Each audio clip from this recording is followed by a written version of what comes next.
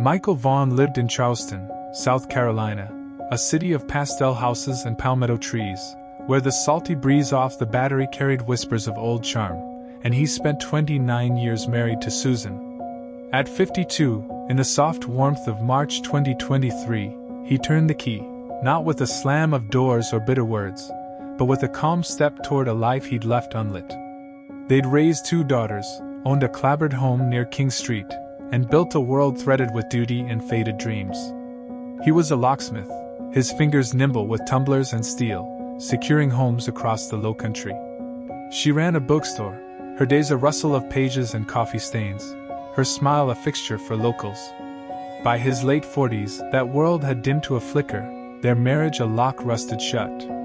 This is Michael's story, a quiet unlock after decades, a path through shadow and spark, and a radiant light found by 55, set against the gentle sway of the South Carolina coast. Michael met Susan in 1993 at a shrimp boil on Folly Beach, both 23, both caught in the laughter and steam rising from tables strewn with newspaper and shells. He wore a faded polo, a beer in hand, his lean frame hunched over a lock he'd been fiddling with during a break from work. She stood by the cooler, a wiry figure in a sundress, her auburn hair tied with a scarf, a paperback tucked under her arm from a slow day at her shop. They talked, about the tide rolling in, about his knack for opening what wouldn't budge, about her love for stories that held secrets. He cracked a shrimp, offered her half, and asked her out as the sun sank into the Atlantic, painting the sand gold. She grinned, bold and bright, and said yes. A year later, in June 1994, they married in a garden off Meeting Street, his shirt crisp, her dress fluttering, the air thick with honeysuckle as friends toasted with sweet tea. He promised to keep their life secure, she vowed to fill it with tales. For years, they turned those pages together. Their daughters came like spring tides. Lydia in 1996, a fierce girl with Michael's gray eyes and a will to match, then Grace in 1998, softer, with Susan's freckles and a voice that sang. Michael swapped late-night calls for bedtime fixes, his tools clinking as he repaired cribs or bikes, his hands steady with patience. Susan stocked shelves, read to the girls, the house alive with their chatter and the creak of old floors. In 2000, they bought the clapboard, a 2-story charmer with a tin roof, a porch swaying in the breeze, and a yard shaded by live oaks dripping moss. Michael fitted new locks, built a gate from scrap iron, his workshop a corner of keys and oil. Susan hung shelves, lined them with novels, Faulkner, O'Connor, her own dog-eared finds, her garden blooming with camellias and jasmine. They'd walk the Battery as a family, Lydia racing ahead, Grace skipping stones, the harbor glinting under the sun. Money ebbed tight, hurricanes rattled the shutters, but the house held, a key to their shared days. The light faded slow.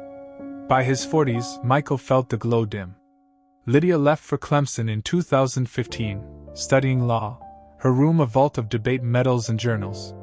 Grace followed in 2017, off to Raleigh for art, her sketches pinned to a corkboard left behind.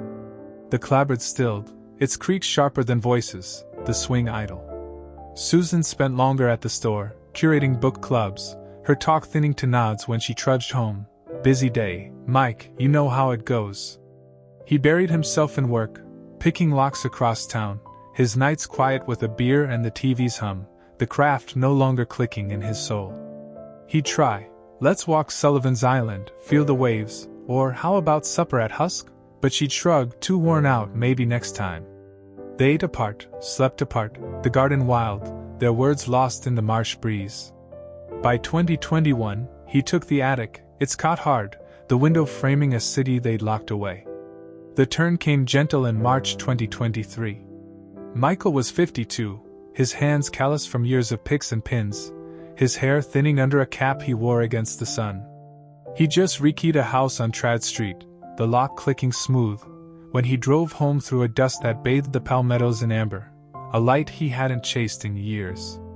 Susan sat on the porch, a book closed in her lap, her scarf loose. "We're not opening anymore," he said, his voice soft as the tide. She looked up, her freckles faint, her eyes tired. "I know, Mike, we're just Locked, aren't we? He nodded, firm but kind. Yes, Sue, we are. It's time to turn the key. They sat on the swing, the air warm with spring, its creak a quiet farewell. After 29 years, they agreed. No clashes, no grudges, just a door that wouldn't budge, a life to set free. They parted with a handshake, her grip warm, a last tumbler falling into place. Divorce at 52 was a dusk unlit. They sold the clapboard, too heavy with echoes, and split the cash even. Susan moved to a flat near her store, surrounded by books and quiet nights. Michael rented a loft on East Bay, a narrow space with brick walls, a window spilling harbor light, a bench for his tools. Lydia called from Columbia, Dad, Mom, why now, what broke? Grace texted from Raleigh, I support you, love you both. Friends split. Some stayed with Susan, browsing her shelves, others met him for beers at the Blind Tiger. The first year was a shadow. He worked in a blur, his locks tight but his spirit loose, nights spent pacing the loft, the harbor's murmur a key he couldn't fit. He missed the girls' steps, Susan's rustle of pages, the house's groan in the wind. Sleep came dim, the loft's quiet a lock he couldn't pick. A spark glowed in 2024. At 53, Michael joined a kayaking club, a whim after a client raved about the water, his hands trading picks for paddles, slicing through the Ashley River at a launch near Folly Road. He wobbled, his arms stiff from years at a bench, but he stayed, hooked on the glide, the splash, the pull of current under him.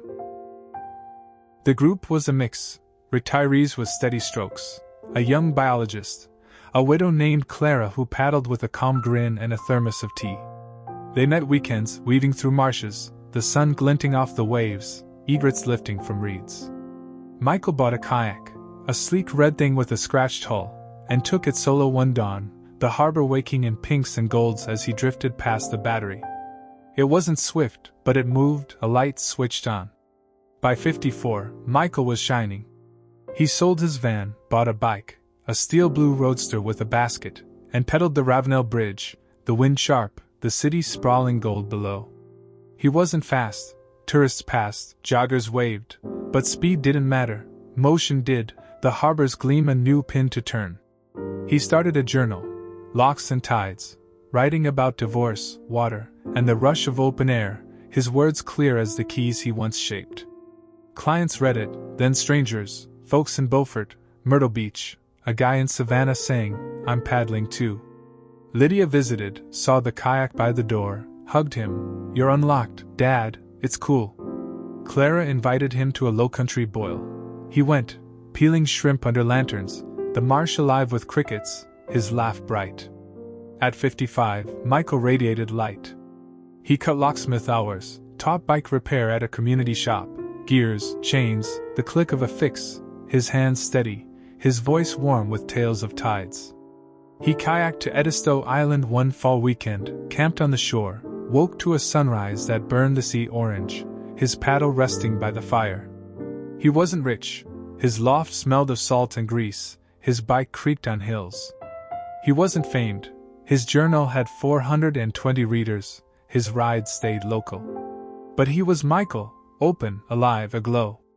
Susan remarried in 2025, a writer from her club, steady and soft.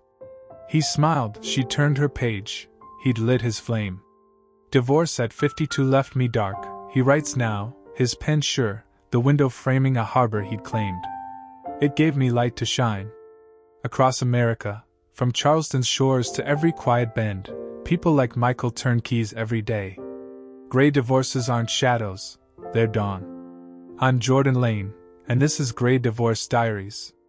Michael's tale is real, deep, daring, dazzling. If it sparks you, subscribe. Every day, a new story, people like us, finding light after 50. You're not alone. Let's brighten your day together.